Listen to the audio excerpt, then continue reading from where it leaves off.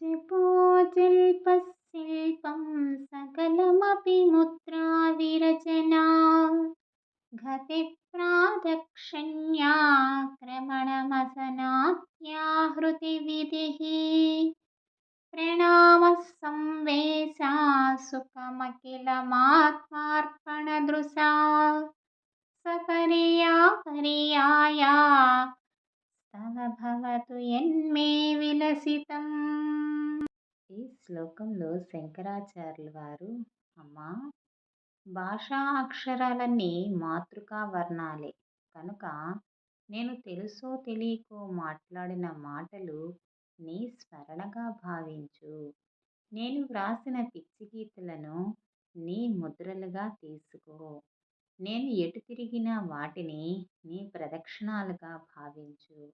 నేను స్వీకరించే ఆహారమును నా జఠరాగ్నిలో వేసే హవిస్సుగా అనుకో.